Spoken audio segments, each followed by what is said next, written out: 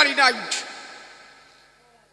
কোন যুগে তুমি শান্তি পাও নাই, এত ব্যথা পেলে। এই জন্য তারও গোসাই কলম দিয়েছিলে, তোমরা দুঃখ জানো কিরে, ওরে জানো কিরে কত না কাঁদাইছিলে, দুঃখ না সইতে পেরে মাটি ফেরে মাটির সঙ্গে মাটি হলে, কাঁদলে কি গৌর পাবি তাই তো ভাবি, কেনা কাঁদে গৌর বলে।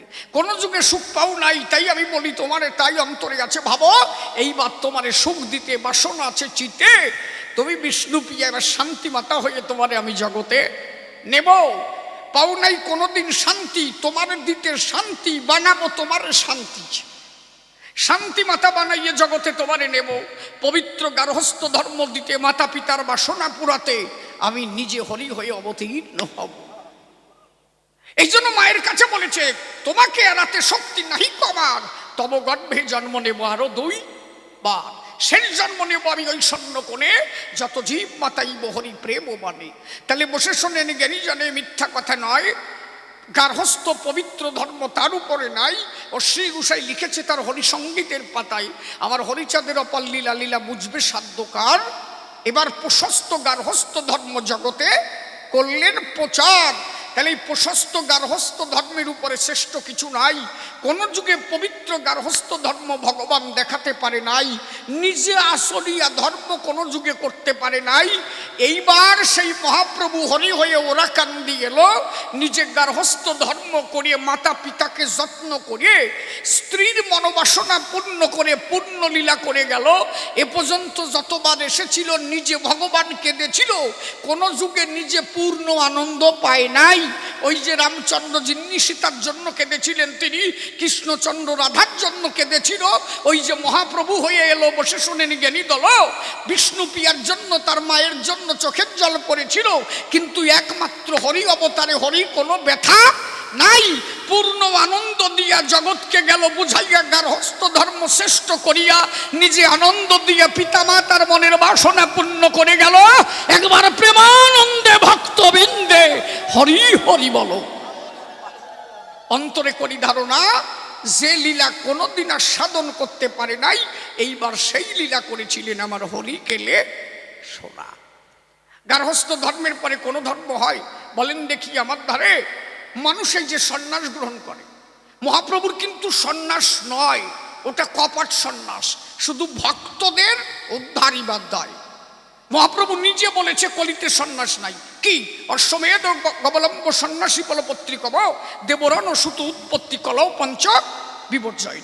কলিতে সন্ন্যাস নাই, কিন্তু মহাপ্রভুর নিতে হয়েছিল তাই। মূলত সন্ন্যাস কলিতে নাই। বলেন দেখি আমার ধারে গার্হস্থ ধর্মের উপরে কি আছে চরাচরে? ভগবান যতবার এসেছে চরাচরে, নারীবিহীন ভগবান কেউ এসেছে কি দুনিয়ায়? লক্ষ্মীর পাশে নারায়ণ বসে শোনেন জ্ঞানীজন, রাধার পাশে কৃষ্ণ জানেন জ্ঞানীজন, আর মহাপ্রভুর কাছে বিষ্ণু প্রিয়া জানিয়ে বসে শোনেন জ্ঞানী গুণী, রামের পাশে সীতা মানি। তাহলে নারীবিহীন ভগবান হয় নাই কখন? তাহলে ভগবান যদি নারী নিয়ে গার্হস্থ ধর্ম করতে পারে, ভক্ত সেই নারী নিয়ে পূর্ণতা প্রকাশ পেতে পারে।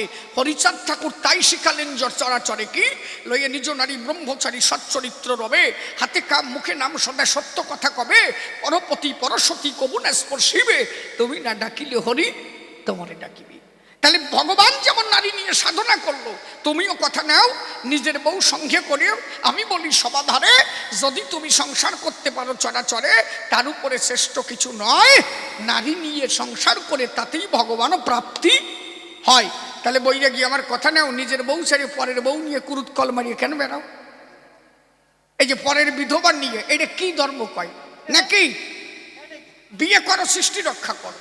আমার কথা ধরো, আজকে এই অনুষ্ঠানটা করে যারা, বসে শোনেন আপনারা, নারায়ণপুর পূর্ব পাড়া, তাই তো? তাহলে এরা সবাই করে। 100 বছর যদি কেউ বিয়ে আর না করে, সবাই যদি চিন্তা করে আমাকে আর বিয়ের দরকার নাই, আমরাও বইয়ে গিয়ে হবো যে যার মতো বৃন্দাবনে যাব, এই অনুষ্ঠান আর টেকবে? 100 বছর পরে কেনা করবে? সৃষ্টি যদি ঠিক না থাকে, বলেন দেখি সভা পাকে কে আর অনুষ্ঠান ভগবানকে ধরে রাখে? ভক্ত যদি না থাকে, ভগবান কোথায়? আজকে একটা মন্দির গঠন হয়, সেই মন্দিরটা কোনো ভক্ত করে, কোনো ভক্ত বিগ্রহ বসায়। ভক্ত যখন বসায় তখন ভক্ত এসে বিগ্রহের সামনে প্রণাম দেয়। তাহলে ভগবান প্রণাম পেল কার দয়ায়? ভক্ত মন্দির করেছিল, ভক্ত তারে বসালো, তারপরে ভক্ত তারে প্রণাম দিল। ভক্ত আছে তাই ভগবানের মান, ভক্ত না থাকলে ভগবান ইজ ইকুয়াল টু জিরো, তারা থাকে না সম্মান। তাহলে ভক্ত সৃষ্টি হবে কি করে? নারী পুরুষ যদি বিয়ে না করে, যদি সৃষ্টি রক্ষা না করে, জন্মাবে কি হাওয়া কলের ভিতরে? হ্যাঁ, আর বইরে গিয়ে ওই সোলা টোল্লা নিয়ে আটা দিলে কি গো? সন্ন্যাস নিয়ে চলে যায় দুইজনে দুই ধারে ধায়, পরবর্তীতে এসে কিন্তু গৃহীর কাছেই ঋণী হতে হয়। যদি কেউ সন্ন্যাস নেয়, দাঁড়িয়ে বলি সবার ঠাই দেখবেন, এই যে যত দূরেই ধর্ম করতে যাক, এরা শেষ পর্যন্ত একটা গৃহীর কাছে গিয়ে দাঁড়ায়। সকালবেলা যে বলবে মা ভিক্ষা দাও, কেন? ওনাদের অন্য জায়গায় যাওয়ার কায়দা নাই, খাওয়া দাওয়া যা কিছু ওই চাষির কাছে জেগে মরতে গৃহীর কাছে যেতে হয়। তাহলে গৃহ ধর্মের উপরে শ্রেষ্ঠ কিছু নয়। আপনি বাড়িতে ভাত রন্ধন করবেন, দেখবেন আপনার চারিপাশে পশু পাখি এসে দাঁড়ায় থাকবে, থাকে কি না? তাদের ভাত ছিটিয়ে দেয়, তারা দুটো খায়, কুকুর বিড়াল আসে, তারাও জানে একজন গৃহীর কাছে গেলে উদর পড়ে, তার কাছে গেলে অন্তত বেঁচে থাকা চাই। তাহলে গৃহ ধর্মের উপরে শ্রেষ্ঠ ধর্ম কিছু নাই। সেই গৃহ ধর্ম দিয়েছে হরিচাঁদ গোসাই। কি বলেছে? গৃহেতে থেকে যার হয় ভাবুদয়, সেই সে পরম সাধু জানিও নিশ্চয়। অনর্থ না করিবে তীর্থ পর্যটন। তীর্থের কিসের দরকার? এত টাকা খরচা তীর্থে করো কি কারণ? তীর্থে যাওয়ার দরকার নাই, দাঁড়িয়ে বলি সবার ঠাই গৃহে কোটি তীর্থ উদয়, যদি গৃহ ধর্ম কারো সঠিক হয়। বসে শোনেন নারী নরে, কেউ যদি মাতা পিতা সেবা দিতে পারে, তার উপরে শ্রেষ্ঠ ধর্ম আর কি আছে? চলে চলে আপনি তীর্থে গিয়ে 1 লাখ টাকা করে এলেন ব্যয়, অন্তরে করেন ধারণা সেই তীর্থে গিয়ে আপনি কিছু পাবেন না। যদি আপনার কথায় আপনার মা বাবা ব্যথা পায়, ওই 1 লাখ টাকা বাজে তীর্থে ব্যয় না করে আমি বলি সবাধারে প্রত্যেক দিন সন্ধ্যাবেলা নিজে ভালো মন্দ এনে যদি খাওয়াতেন আপনার মা বাবারে, ওই মা বাবা যে আশীর্বাদ করত দান, বসে শোনেন নারী ননে কোটি তীর্থ হতো আপনার বাড়ি বসে দর্শন। এই জন্য শ্রী গোসাই বলেছিল কি, আয়নারে ভাই সবে মিলে যাই দেখতে গুরু চাঁদে। ওর মধ্যে একটা গান আছে, মোনা ভাই আয়নারে যাই তীর্থ ভ্রমণে, আছে গুরু পদে শ্রীবৃন্দাবন, তীর্থরাজ বিরাজ করে গুরুর চরণে। মা বাবার পরে যদি কেউ ভক্তি রাখে, দাঁড়িয়ে বলি সভা পাখে, তার আর কোনো তীর্থের প্রয়োজন নাই। আমার ঠাকুর বলেছে তাই, মাতা পিতা গাছের গোড়া, হরি গাছের ফল, গাছের গোড়া কেটে কেন আগায় ঢালো জল। নিমাইকে হরি হয়ে আবার আসতে হলো কেন? পিতা স্বর্গ পিতা ধর্ম পিতা হি পরমং তপ পিতরি পিতিমা পণ্যে পি অন্তে সর্বদেবতা জননী জন্ম বহু বিশ্ব সজ্ঞাত পিগরিয়সী। মা বাবার উপরে কোনো ধর্ম নাই। স্বর্গের থেকেও যদি বড় হয় সে আমার মার উপরে আর কেউ নয়। তাহলে দাঁড়িয়ে বলি সবার ঠাই মা বাবার মনের আশা মিটাতে পারে নাই, নারীর আশা মিটাতে পারে নাই, তাই পুনরায় হরি হয়ে তার এসে তাদের আশা মিটাইয়ে জগতের আশা মিটাতে হয়। এই জন্য মা বাবাকে সন্তুষ্ট করলে পৃথিবীতে আর কোনো কিছুর প্রয়োজন নাই। হরিচাঁদ ঠাকুর তাই বলেছিলেন, মাতা পিতা গাছের গোড়া, হরি গাছের ফল, গাছের গোড়া কেটে কেন আগায় ঢালো জল। তাহলে মাতা পিতা শ্রেষ্ঠ গুরু তার উপরে নাই। ঠাকুর বলেছে তাই, গৃহে থেকে যদি তোমার হয় ভাবুদয়, মনে রেখো সেই সে পরম সাধু জানিও নিশ্চয়। প্রতিদিন সন্ধ্যাবেলায় কোনো তীর্থের দরকার নাই। বৌমা ধরবে ভাসুরের পায়, বৌমা দেবে প্রণাম ভাসুরের পায়, স্বামীর পায়। শ্বশুর শাশুড়িকে মন্দিরে বসাবে, আগে ঠাকুর পূজা দেবে, শ্বশুর শাশুড়িকে চরণ ধৌত করবে, পুত্র গিয়ে প্রণাম করবে মাতা পিতার পায়। নাতি নাতনি থাকবে যারা, ওই ঠাকুরমা ডাক দিয়ে বলবে তখন, দাদু ভাই দিদি ভাই আমার কথা নিবি, মা বাবা শ্রেষ্ঠ গুরু, প্রত্যেক দিন সন্ধ্যাবেলা মা বাবার চরণে প্রণাম দিবি। বৌমা যখন শ্বশুর শাশুড়িকে প্রণাম দেবে, ছোট ভাই যখন গিয়ে বড় ভাইকে সন্ধ্যাবেলা প্রণাম দেবে, সবাই সবাইকে যখন প্রণাম করবে দান, তখন মহাতীর্থ সৃষ্টি হয় ওই সংসার খান। তার আর কোনো কিছুর দরকার নয়। ওই শান্তিধাম, ওই সংসারে শান্তি হরি বিরাজ করে, প্রেমানন্দে হরি বলে সেই বলে থাকে আমার হরিচাঁদ। নিজের সংসার যদি ঠিক থাকে, দাঁড়িয়ে বলি সভা পাকে, সেই সংসার তীর্থে পরিণত হয়। সেই তীর্থ দর্শন করতে কোটি দেব দেবতা ঘুরি আসে, মিথ্যা কথা নয়। অন্তরে করি ধারণা, সেই গার্হস্থ ধর্ম দিয়েছিলেন হরিকেলে সোনা। এ পর্যন্ত আজও কেউ পবিত্র গার্হস্থ ধর্ম নিজে আচরিয়া দিতে পারে নাই। তাহলে হরিচাঁদ ঠাকুর নিজে আচরিয়া ধর্ম দিয়েছিল, যা কেউ পারে নাই। কটা মুখস্থ কথা পাইছ, তাই কইছ। তোমার তো আর কিছু নাই। আমার ছোট্ট গল্প মনে পড়ে, জামাই যাবে শ্বশুরের ঘরে, ডাক দিয়ে বলে মার দ্বারে, আমা কি আমি শ্বশুর বাড়ি যে কি কমানি? কাজে যা শুনবে তাই কবি। কাজে আমি তো বলো, তুমি তো জানো কি বলবানি? কাজে কি কমানে মানে? তোমার শাশুড়ি হয়তো জিজ্ঞাসা করবে তোমার শ্বশুরির শরীর ভালো না, শাশুড়ি বলবে না যে শাশুড়ি দাঁড়ায় থাকবে, তুমি যে আগে শাশুড়ির কাছে কবা যে মা বাবা কেমন আছে, বা শালারা যদি থাকে তাকে কাছে শুনবাই বাবা কেমন আছে রে, ভালো। তো ওরা হয়তো বলবে যে ভালো আছে, তুমি কবা ভালো থাকলি ভালো। ও বলো লিখে নেছে ভালো থাকলি ভালো, বলো তো।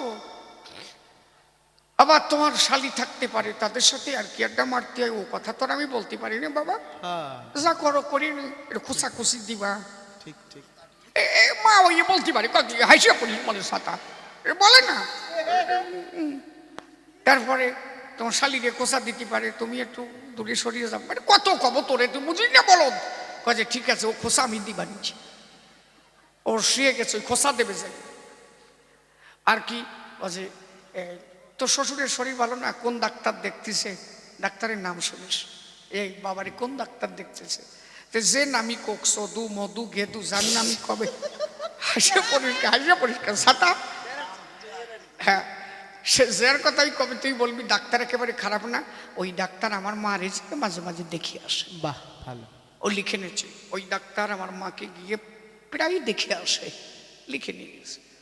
বলছে শোন কি তোর শ্বশুরের সুগারে যদি চাপ দেয় তাহলে তুই তো মিষ্টি নিবি না, আপেল টাপেল নিবি না, সুগার হতে পারে, তা তুই কোনো কিছু নিবি না, বলবি বাবারে কি খাতে কইছে, যে নামি কবে তুই বলবি কি ওই ফল চাক চাক করে গিলাসে বিজয়ে জল খালি পিত্ত ঠান্ডা হয়। বাবা বাহ। ও লিখে নেছে ওই গিলাসে বিজয়ে চাক চাক করে খালি পিত্ত ঠান্ডা হয়, লিখে নিয়ে গেছে। শোন তোর শ্বশুরের শরীর খারাপ, কত টাকা ব্যয় হয়ে গেল, তোর শাশুড়ি তোর গলা জড়ায় ধরে এসে বলতে পারে জামাই তোমার শ্বশুর চলে গেল, বা তোমার শ্বশুরের শরীর খারাপ, কত হাউস করে কি করেছিলাম, এই যে কত কথা কবে, আমি এখন এত টাকা কনে পাবো, কত কথা কবে, দুঃখ প্রকাশ করবে জামাই আমি এখন কি করব, কত টাকা ক্ষয় হয়ে গেল। তা তুই পয়সা দিস আর না দিস, তুই যা শেষরা তা তো পয়সা দিবি না আমি জানি, তা তুই সাহস দিবি, আমি তো আছি বা এত ভয় কিসের, সাহস দিস। কপাল এত বড় ভালো, যেদিন গেল ওই দিনই সৌর মরে গেল, রাত্রেই মরে গেছে, সকালবেলা যাই উদয় হয়েছে। শালারা ধরা গলায় নিয়ে বেড়াচ্ছে, বড় শালার কাছে যে জিজ্ঞাসা করছে বাবা কেমন আছে রে, ভালো, বুঝেছ শালার কি বলদ, এর মতো আবালয় কম না, ওরা ধরা গলায় নিয়ে ঘরে, আর ও যে কাছে বাবা কেমন আছে রে, বাবা কেমন আছে মানে শালা ধরা গলায় নিয়ে ঘুরে বেড়াচ্ছি, এই যা পরে আয় শট কয়েছে, আবালের বোধ নাই, আমরা ধরা গলায় নিয়ে ঘুরে বেড়াই, আর ও কয়েছে বাবা কেমন আছে, রাগের ছেলে কয়েছে ভালো আছে, টিয়ার পাচ্ছি না ভালো আছে, ও কাছে দেখ রাগিস না, ভালো থাকলি ভালো, ওই লিখে নিচ্ছে তো ওইটা দেখিস ভালো থাকলি ভালো। মাঝি শালি ঘুরে বেড়াচ্ছে, মাঝি শালি যাইয়ে এমন খোসা দেশে ও শীত হয়ে পড়েছে, ওই যে কয়ে গেছে খোসাখুসি দিতে হবে, যাই এই খোসা বসাইছে, মাঝি শালি উঠে দড়াম করে থাবা বসাই দিচ্ছে, শালা তোর বোধ নাই, তোর কি ভাব চলতেছে, খোসা দেওয়ার সময় পারিস, ও তো জানি না, ও তো লিখে নিয়ে গেছে যে খোসা কি হবে। এই মাঝি শালি কথা অত রাগিস না, অত রাগিস না, কি ভাবিস কি মানুষ বলে ভাবিস না মানে না, আরে জালের কাঠি ভাবিস না কি, আরে এই এই শোন কি এই বাবারে কোন ডাক্তার দেখতেছে রে, জম ডাক্তার দেখতেছে, জম ডাক্তার টিয়ার পাইস না, জম ডাক্তার দেখ, ও কয় যে ওরে ওই ডাক্তার খারাপ না, আমার মা রেজাইয়া প্রত্যেক দিন দিয়ে আসে, ও তো মুখস্থ করে নিয়ে গেছে, কয় যে ডাক্তার বাবারে কি খাতি করছে, কয় যে গোড়ার ডিম, খারাপ মরিস না কেন, গোড়ার ডিম খাতি করছে, কয় যে রাগিস না, ও গোড়ার ডিম ঠিক, ও চাক চাক করে গিলাসে বিজয় খালি পিত্ত ঠান্ডা হয়। শাশুড়ি তো জানে না কি আছে, শাশুড়ি ঘরের লাভ দিয়ে পড়িয়ে আমার গলা জড়ায় ধরে করছে জামাই 50,000 টাকা দিয়ে একটা খাট বানাইছিলাম, তোমার শ্বশুর নিয়ে শুয়ে থাকবো, ক্যালকালায় রাত কাটিয়ে যাবে। আমার আশা বেটলো না, সে তো চলে গেল, আমি এখন কি করবো? ওকে যে ভয় করো কেন, আমি তো আসি। দেখ ওই বুড়ি কি রস পাইছো চাইয়ে না গড়ই পড়েছে।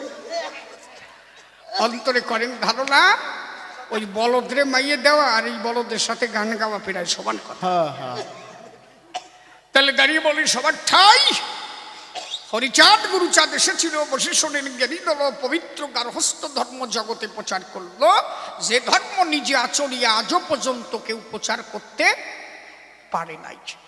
যে নারী ছিল না সম্মান, বসে শোনেন জ্ঞানীজন, যারা রাস্তা দিয়ে যেতে গেলে ঝাঁটা বেঁধে চলতে হতো তখন। এ তো কয়েকদিন আগের কথা, বসে শোনেন বিজ্ঞ শ্রোতা, মনে পড়ে কি সেসব কথা? আমার সমাজের মানুষ বাংলাদেশে পূর্ববঙ্গে ছিল যখন, এদের কি এমন অবস্থা ছিল, বসে শোনেন জ্ঞানী দল। এদের প্রধানত কাজ ছিল চাষবাস করা আর মাছ ধরা।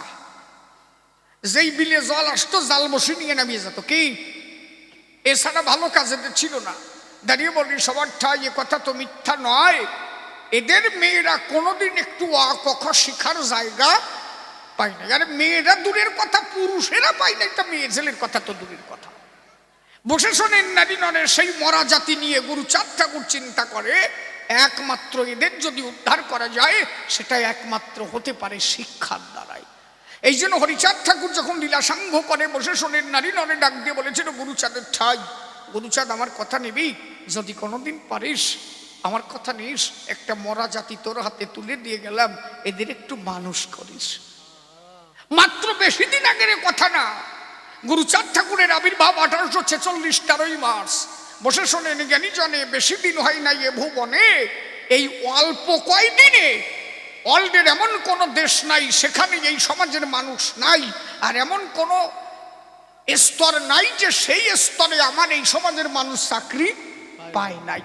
এটাই একমাত্র হরি গুরুচাঁদের দয়ায়। অন্তরে আসে ভাবো, এক এক করে জবাব দেব কি করেছে গুরুচাঁদ। আমি সুরছন্দে গাই একখান গুরুচাঁদের গান, তার মধ্যে দিয়ে আমি আলোচনা করতে চাই গুরুচাঁদের আন্দোলন। দাও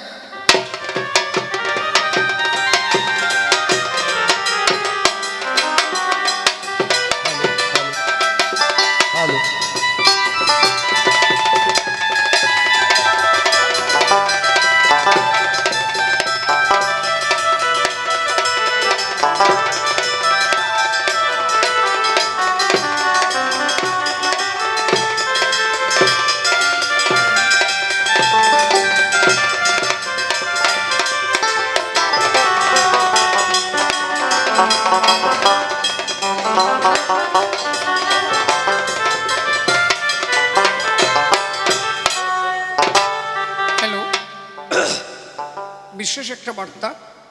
মলুয়াপাড়া নিবাসী দীপক মণ্ডল মহাশয়, যদিও আমি চিনি না, এখানে আছেন কেউ? নেই?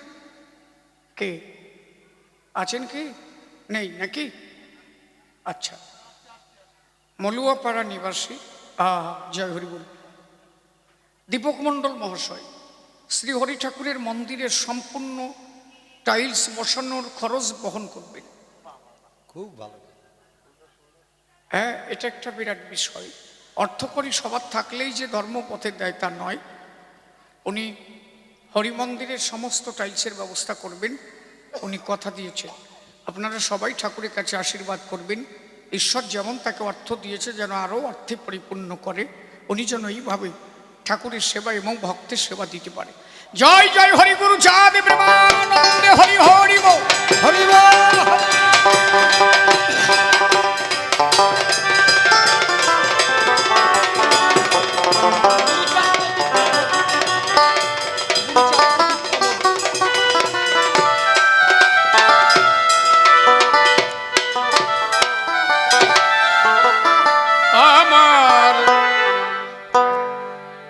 আমার গুরুচাঁদ পতিত পাবন, এই পতিতের জীবন তারিন শোধা শোধানো না যায়।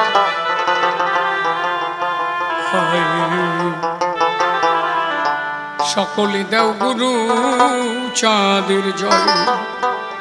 বলো হরি চাঁদ কি জয় সবাই হাত তুলে বলো হরি চাঁদ কি জয় গুরু চাঁদ কি জয় ওরা কান্দি কি জয় দ্বাদশ পাগল কি জয় আমার গুরু চাঁদ পতিত পাবন পতিতের জীবন গুরু চাপলিত পতিতের জীবন তারিন সদানো না যায়। হায় রে সকলে গুরু চাঁদের জয়। হায় রে সকলে গুরু চাঁদের জয়।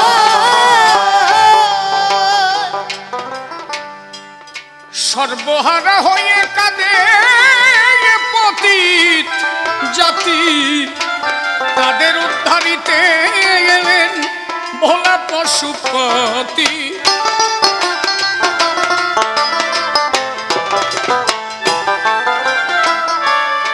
সর্বহারা হয়ে কাঁদে ওরে পতিত জাতি তাদের উদ্ধারিতে এলেন ভোলা পশুপতি। এদের দিয়ে শিক্ষার আলো আধার ঘুচালো দিয়ে শিখার আধার খুঁজালো। এদের দিয়ে শিক্ষার আলো আধার ঘুচালো দিনের দিন দয়াময়। হায় রে সকলে গুরু চাঁদের জয়। হায় রে সকলে গুরু চাঁদের জয়। নিজের সর্বস্ব বিলাইয়ে দিয়ে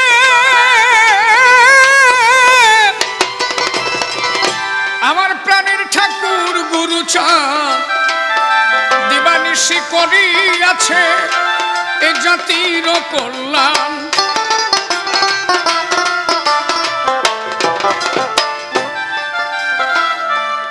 সর্বস্ব বিলাইয়ে দিয়ে প্রাণের ঠাকুর গুরু চাঁদ দিবানিশি করিয়াছে এ জাতির কল্যাণ। হবে তার মতো আর বান্ধব নাই কে কে যাবি ছুটে আয়। তার মতো বান্ধব নাই, কে যাই ছুটে আয়। হবে তার মতো আর বান্ধব নাই কে কে যাবি ছুটে আয়। আর কেন বসে রলি মায়ায়। সকলে গুরু চাঁদের জয়। সকলে গুরু চাঁদের জয়। এই ভোকালটা দেখি হ্যালো বলতো হ্যালো ওই গাছটা শোনা যায় না হ্যালো ভোকালটা বাড়াতো। হ্যালো হ্যালো হ্যালো হ্যাঁ হ্যাঁ হ্যাঁ হ্যালো সকলে দেও গুরু চাঁদের জয়। সকলে গুরু চাঁদের জয়। ওরে মিট সাহেব এলো দেখো অস্ট্রেলিয়া নিবাসী যিশু খ্রিস্ট রূপ দেখায়ে তারে করিল খুশি।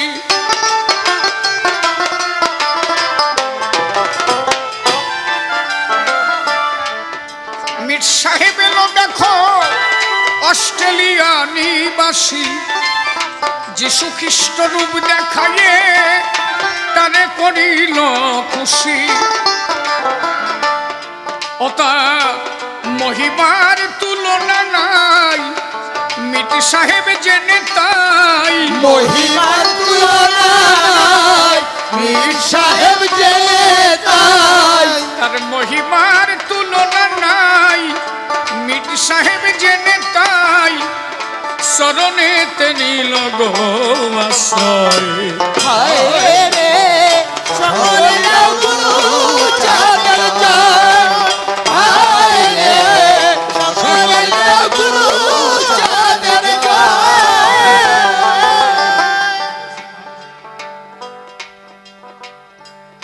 হরিচাঁদ ঠাকুর যদি না আসতো, আজকে এই সমাজের ব্যবস্থা যা হতো। আমার এই অনুন্নত শ্রেণীর মানুষ একটু ধৈর্য ধরে শোনেন। যদিও এই কথায় আপনারা প্রেম পাবেন না, কিন্তু এটা ইতিহাস, এগুলো জানা দরকার। কি অবস্থা ছিল আমার সমাজের মানুষ। 1846 13ই মার্চ হরিচাঁদ ঠাকুরের আবির্ভাব। হরিচাঁদ ঠাকুর এবং শান্তিমাতা ভাবতেন, আমি যে জাতির মধ্যে এলাম, এরা অনাহার অনিদ্রায় ক্ষুধার্ত অবস্থায় মানুষের দ্বারে দ্বারে ঘুরে বেড়ায়। আমার সমাজের মানুষ এরা যে একটু স্বাচ্ছন্দ্যে জীবন কাটাবে, এরা যে মানুষের মতো মানুষ হয়ে বেঁচে থাকবে, কোনোভাবে এদের সেই জায়গা কি করে দেওয়া যায় না? এদেরকে সেই জায়গা করতে গেলে এদের একজন কাণ্ডারি চাই। ঠাকুর মনে মনে ভাবলেন, আমি তো বেশি দিন লীলা রাখবো না, আমাকে লীলার সাঙ্গ করতে হবে। কিন্তু তার একটা কথা দেওয়া ছিল। কথাটা দেওয়া ছিল কবে? সত্যযুগে। কার সাথে? ভোলানাথের সাথে। কি কথা? চিন্তা করলেন কি করা যায়, কিন্তু সত্যযুগে ভোলানাথের সঙ্গে কথা ছিল। হর আর পার্বতী দুজন একদিন হয়েছে মিলন, নিচে বাজাও বলে। সেই মিলন দেখতে এসেছিলেন দেব দেবতাগণ। তারা মিলন দেখে মনে মনে গো বড় আনন্দ পায়। অট্টহাসি দেওয়া মাত্র ভোলানাথ কুপিত হয়। ভোলানাথ রেগে গেল, আমাদের দুজনের মিলন দেখে তোরা হাসি দিলি, যা আমি ভোলানাথ অভিশাপ করলাম না,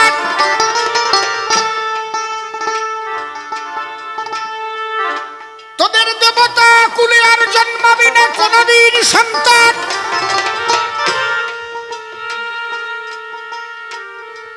আমি অভিশাপ করলাম, তোদের দেবতা কুলে আর কোনদিন সন্তান জন্মাবে না। বলে তুমি আমি হয়েছিলাম মিলন, সেই মিলন দেখে অট্টহাসি করেছিল দেব দেবতাগণ। আমি সেদিন অভিশাপ করেছিলাম দান, দেবতা কুলে আর জন্মাবে না কোনো সন্তান। কিন্তু দুঃখের বিষয় কি জানো, তুমি যে দেবতাদের মধ্যে পড়ে যাও, আমার না তখন মনে ছিল না। তোমারও যে সলবাই হবে না, ও ছাতা আমার মনে ছিল না। তাহলে কি আর আমি এই অভিশাপ দিই? কাজে তাহলে এখন কি হবে? বাজে একটা কাজ আছে, একমাত্র তোমার সন্তান হতে পারে যদি তুমি শ্রী হরির আরাধনা করো।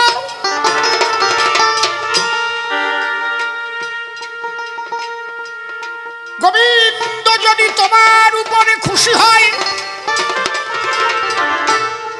আমার শ্রীহরি যদি খুশি হয় গো, তিনি যদি পুত্র হয়ে আসে,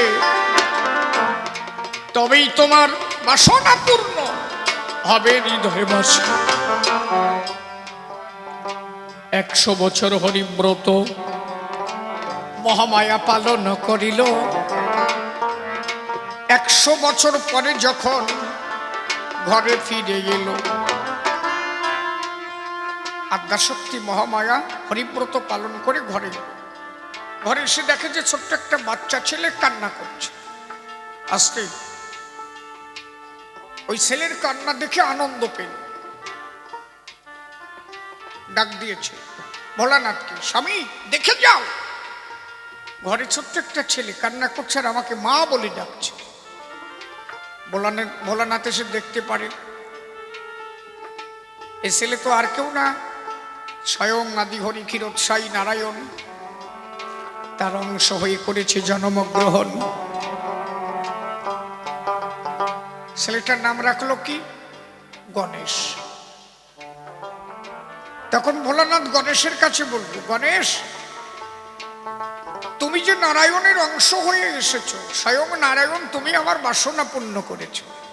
আমার ছেলে হবে না, তুমি আমার ছেলে হলে, তাহলে আমার বাসনা তুমি পূর্ণ করলে।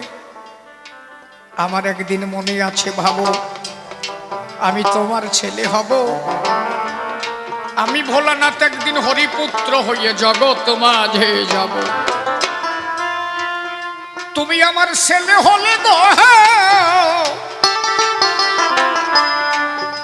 একদিন আমি তোমার ছেলে হব। এই যে প্রতিজ্ঞা রয়ে গেল সত্য যুগে, শোনেন ভক্ত মাধব, কথা থেকে গেল, পূর্ণ হলো কবে?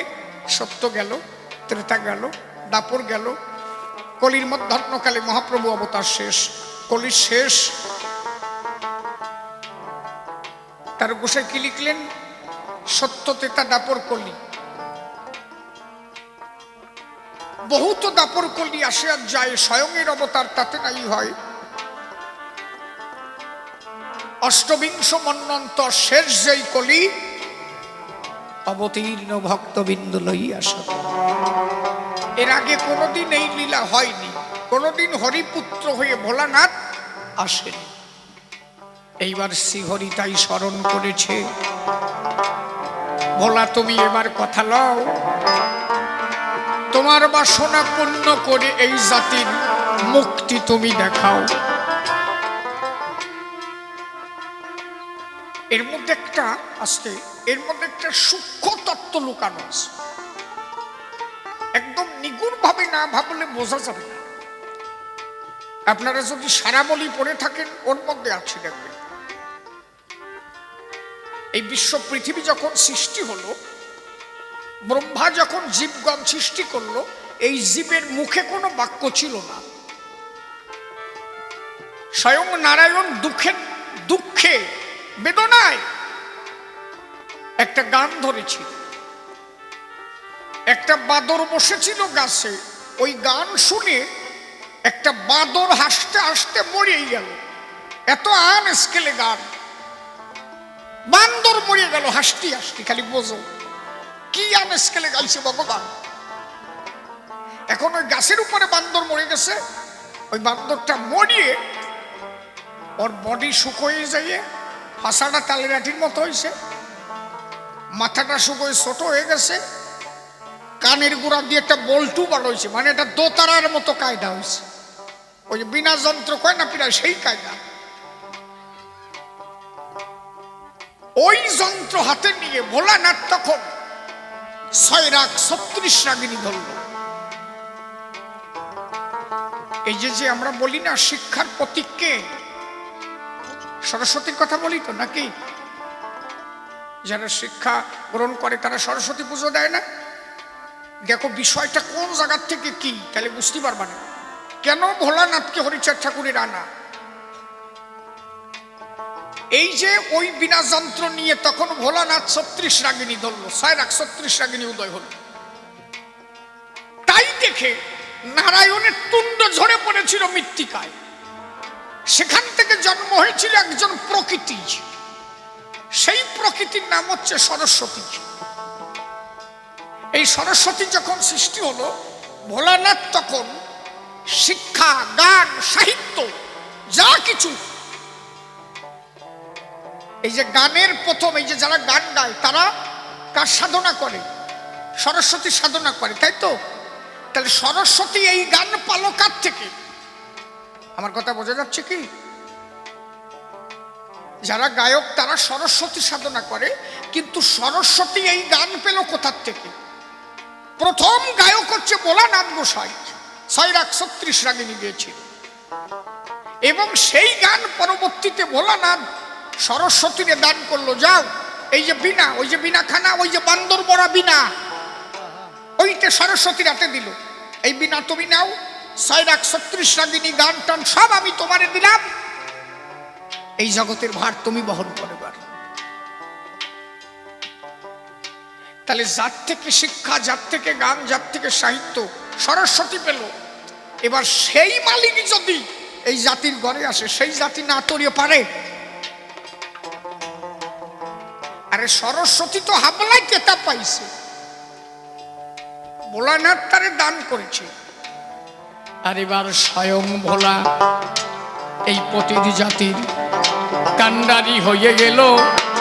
একবারে প্রেমানন্দে ভক্তবৃন্দে হরি হরি বল।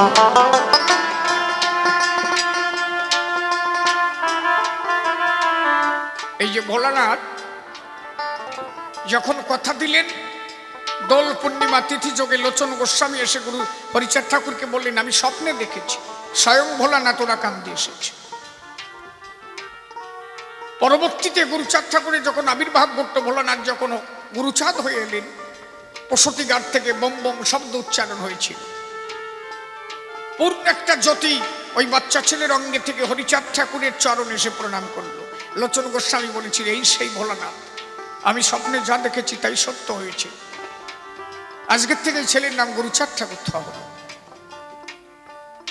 গুরুচাঁদ ঠাকুরকে শিক্ষা গ্রহণ করতে হরিচাঁদ ঠাকুর পাঠিয়েছিলেন। দেখেন ব্যবস্থা কোথার থেকে কি হলো।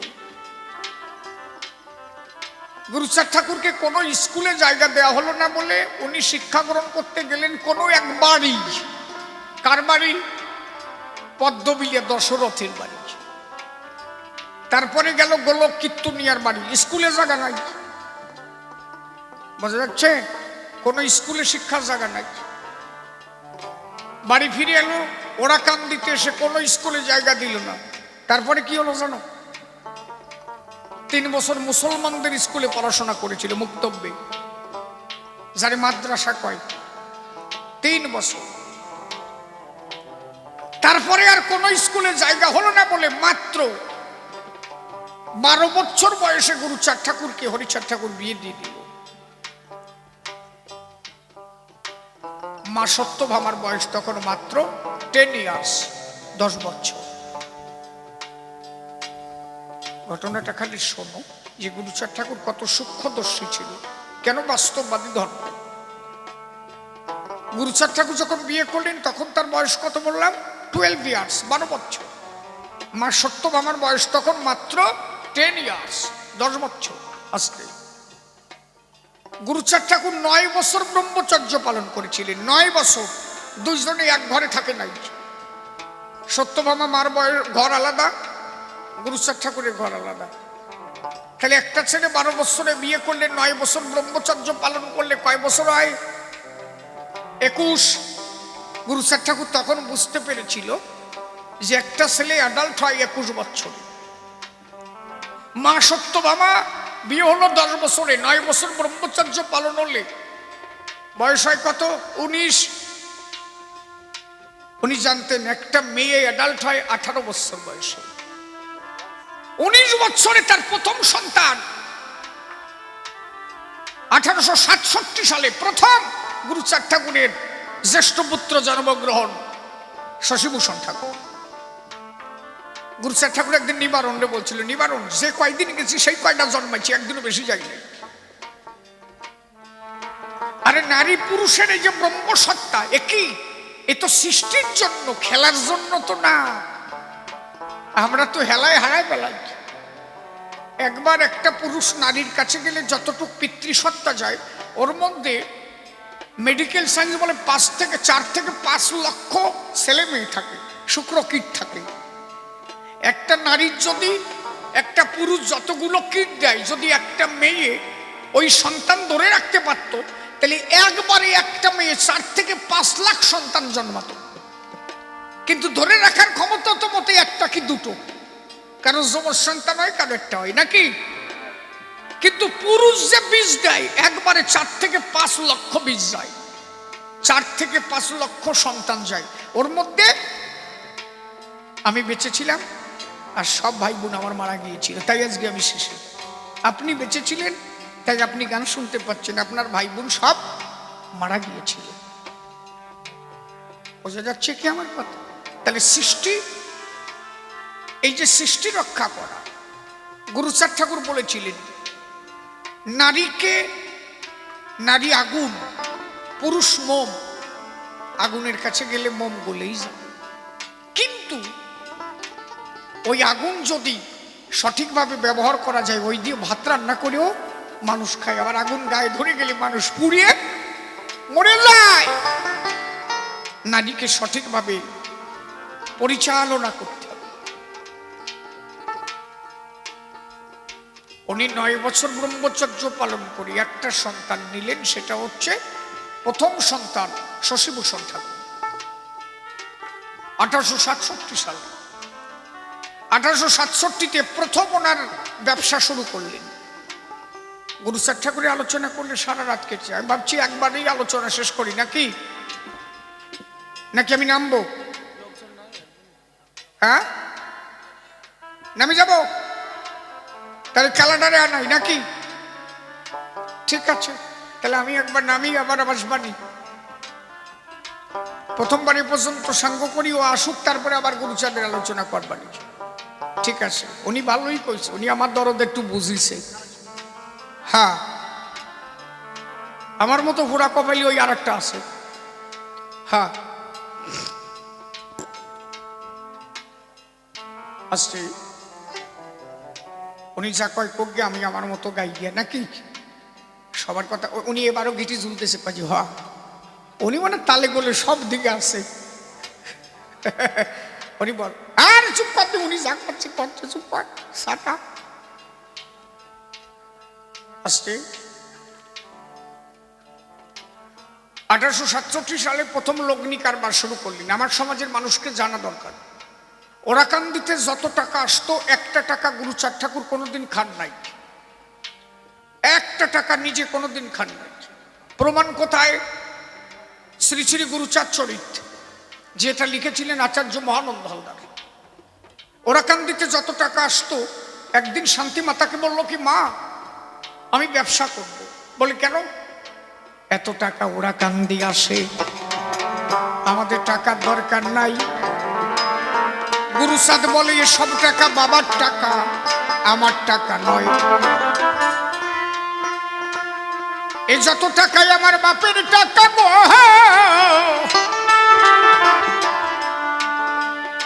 এ টাকা আমার নাহি অধিকার আছে। আমি সংসার চালাবো, ব্যবসা করি। এবার ওনার আদর্শ যদি একটা ছেলে মেয়ে ধরতে পারতো, তাহলে আপনি চাকরি করেন, আপনি মাস্টার, আপনার ছেলে কি করে, আগে সে কি করে তার ভাবা উচিত। বাবা মাস্টার হতে পারে, আমি কি করছি, আমার কর্ম করে সমাজে দাঁড়াতে হবে। এটা যদি প্রত্যেকটা ছেলে ভাবতো, তাহলে সমাজের কত উন্নয়ন হতো। বাবা মাস্টারই মানে আমি বিরাট একজন, এই হচ্ছে ভাবনা। বাবা দারোগা মানে আমি বিরাট ব্যাপার একজন। আর গুরুচাঁদ ঠাকুর বললেন, ওরাকান্দি যত টাকা আসে সব টাকা বাবার টাকা, সব বাবার ভক্তের টাকা, আমার একটাও না। মা, তুমি আমাকে জন্ম দিয়েছো, আমার কি উচিত না কর্ম করে তোমাকে বাঁচানো? বাবার টাকা। আমি তো সৎপুত্র তখনই হব নিজে ইনকাম করে, যখন মাকে সুখে স্বাচ্ছন্দ্যে রাখবো। আমি বাবার টাকা আর দেবো কেন? এই জন্য যত টাকা ওরাকান্দিতে আসতো, সব টাকা দিয়ে গুরুচাঁদ ঠাকুর স্কুল করেছিল, আন্দোলন করেছিল। 4,500 স্কুল করা কি একটু দু কথা নাকি? টাকা পালো কোন জায়গায়? যদি বলেন টাকা কোথায় পালো, তখন এই যে ধানের আগা, ওরে কি বলে, নোস কয় না? আমি তাই ঠাকুর বাড়িতে দেখছি, নোস কাটি কাটি নিয়ে যেত, কয়েক গোলা ধান হতো। আগে একটা ভাবনা ছিল প্রত্যেকটা মানুষের, বাড়ি যদি ভালো একটা ফল হতো, আগে ওরাকান্দির জন্য রেখে দিত, এই ফলটা আমি ওরাকান্দি পাঠাবো, ঠিক কিনা? কি আমার গুরুদেবের বাড়ি পাঠাবো। এখন আর সেদিন নাই। আমি আমার বাবারও দেখছি, শালা গাছেরটা পেঁপেও নেও, কত কি শিশির, ওই বড় পেঁপেটায় হাত দিবা না কিন্তু। কেন বাবা? বলছে ওইটা আগে ওরাকান্দি যাবে, যার কি পাই আজ দুটো ভাত খাই, ভালো ফলটাই আগে আমি বাবা গুরুচাঁদকে দিতে চাই। এত জোরে বাজাস, নাচতে বাজা। কঠিন শিক্ষা ছিল তো গুরুচাঁদ ঠাকুরের। নিবারণ যেদিন ওরাকান্দি গেল, গুরুচাঁদ ঠাকুর বললো কি, অনিবারণ সল কয়জন? বলে 3 জন। কি আরে? কাজে বাবা একটাও পড়াশোনা করলো না, এই এদিকে আয়। এ কেডা আসিস রে? আর কেন বাবা? বাজারে কেউ নিয়ে এসো তো, অর্ডার দিয়ে কি হবে? ফোন দিয়ে কি হবে?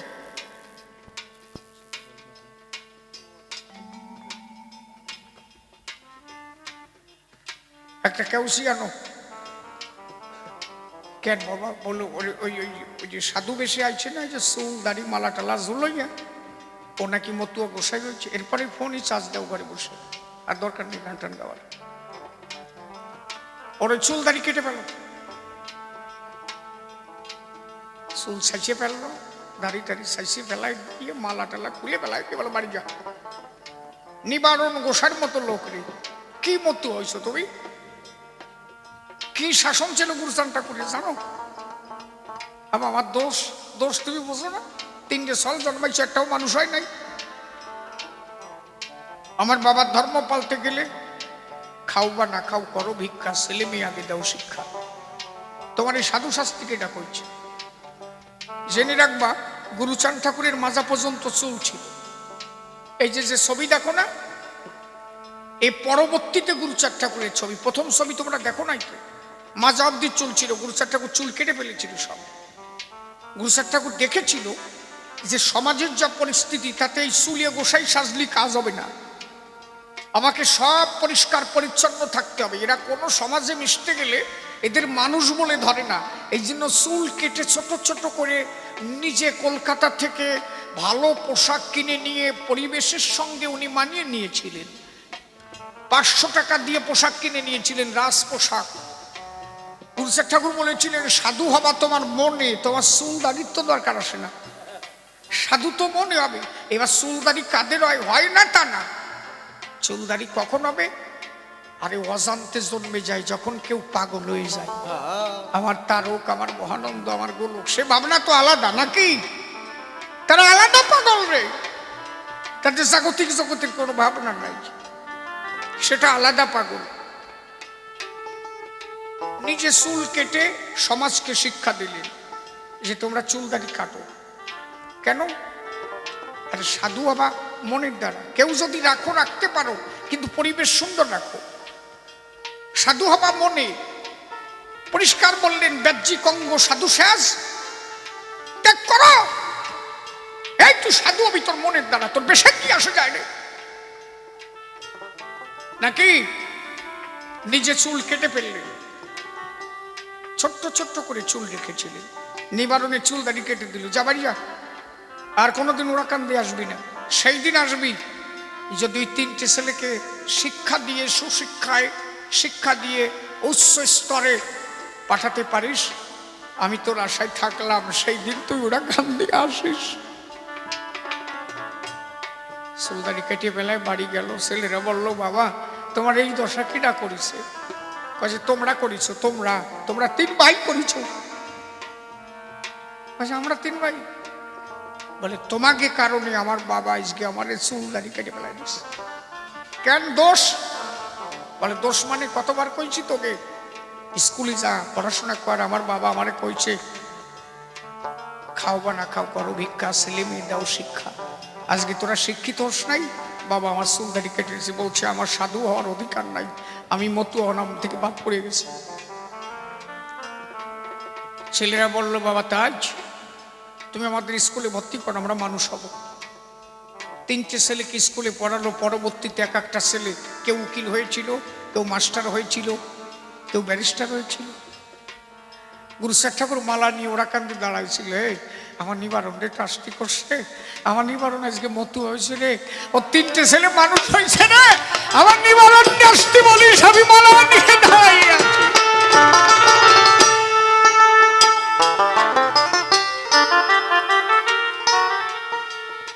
তাহলে মতুয়া হতে গেলে তুমি একজন মা একদম মৎস্যবে যাই অধিবাসের দিন গান গাচ্ছ, হৃদ কদম্ব তরুমূলি অমুক তমুক, যা গাও। আমার অশ্বিনী তারকের গান তো খারাপ না, গাও।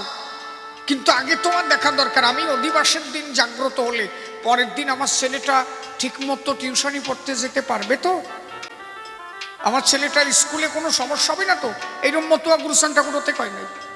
প্রতিদিন সন্ধ্যাবেলা মন্দিরে পুজো দিয়ে ঠাকুরের বন্দনা করো, কিন্তু আগে ছেলে মেয়েগুলোকে মানুষ করো। ওরা মানুষ হোক, সময় পাবা একদিন, সেই দিন তুমি মৎস্যপে যেও, কিন্তু তোমার কারণে তোমার সন্তানের যেন শিক্ষার কোনো রকমে সমস্যা নয়। আজকে মতুয়া ধর্ম এত বেড়ে চলছে কেন জানো? খালি মতুয়ারা শিক্ষিত হবার কারণে।